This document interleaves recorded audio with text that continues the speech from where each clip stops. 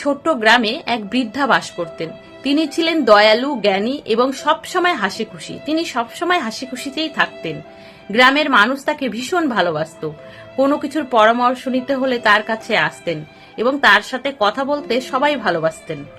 একদিন এক যুবক এসে বললেন, দিদা, তোমাকে তো কোনো সময় আমরা অখুশি দেখি না, সব সময় তুমি হাসি খুশি থাকো, আনন্দে থাকো। মন খারাপের মতো কোনো ঘটনা ঘটলেও কি তোমার মন খারাপ হয় না? বৃদ্ধা একটু হালকা হেসে বললেন, খোকা, জীবনটা আসলে সুখ দুঃখের একটা পথ।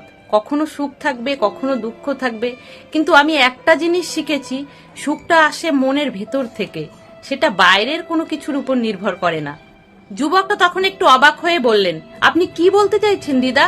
মানুষের সাথে খারাপ কিছু ঘটলেও সে কিভাবে সুখী থাকতে পারে? বৃদ্ধা তখন তার জীবনের একটা ঘটনা তাকে শোনালো। আমার একটা ছোট পরিবার ছিল, সেখানে স্বামী ছিল, সন্তান ছিল, তাদেরকে নিয়ে আমরা খুবই খুশিতে ছিলাম। কিন্তু এক সময় হঠাৎ আমার স্বামী অসুস্থ হয়ে পড়ে। আমাদের পর্যাপ্ত পরিমাণে পয়সাও ছিল না যে ভালো চিকিৎসা করিয়ে স্বামীকে সারিয়ে তুলব। এক সময় তিনি বিনা চিকিৎসায় মারা যান। সেটা ছিল আমার কাছে সব থেকে দুঃখের ঘটনা। সে সময় আমি সারাদিন শুধু কাঁদতাম আর কাঁদতাম।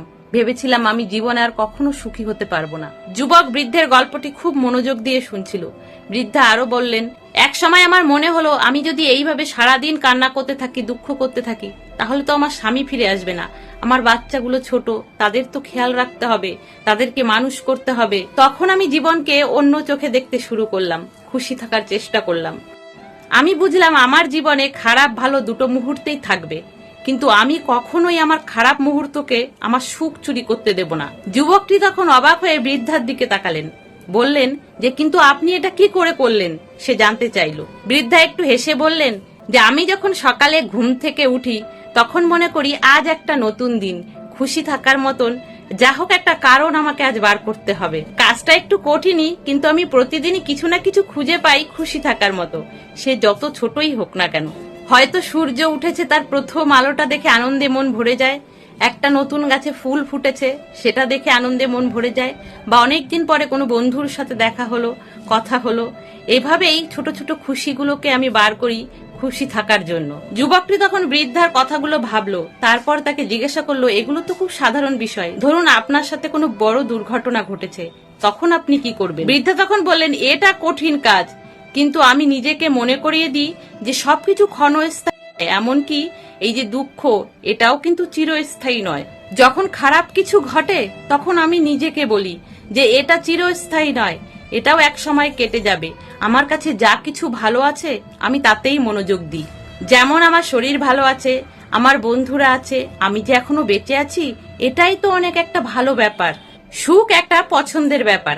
আপনি চাইলে ভালো দিকগুলো দেখে ভালো হতে পারেন, খুশি হতে পারেন, আবার আপনি চাইলে খারাপ দিকগুলো দেখে দুঃখী হতে পারেন। এটা আপনার নিজের উপর নির্ভর করে। এটা সবসময় সহজ নয়, কিন্তু এটা সম্ভব। যুবকটি বৃদ্ধার এই উপদেশমূলক কথাগুলি শুনে তাকে ধন্যবাদ জানালো এবং বৃদ্ধার বাড়ি থেকে বেরিয়ে এসে সিদ্ধান্ত নিল যে আজ থেকে বৃদ্ধার কথাগুলি সে মেনে চলবে। সে বৃদ্ধার মতনই ছোটখাটো বিষয়ে ভালো কিছু খোঁজার চেষ্টা করলো। এমনকি যখন কোনো কিছু ভুল হচ্ছিল, সে ইতিবাচক থাকার চেষ্টা করছিল এবং ছোটখাটো বিষয়ে খুশি থাকার চেষ্টা করতে শুরু করলো। তাহলে বন্ধুরা, এই ছোট্ট গল্পটি যদি আপনাদের ভালো লাগে তাহলে প্লিজ একটা লাইক করে দিও, সাথে কমেন্টও করো। সকলে ভালো থেকো, সুস্থ থেকো আর হাসি খুশিতে থেকো।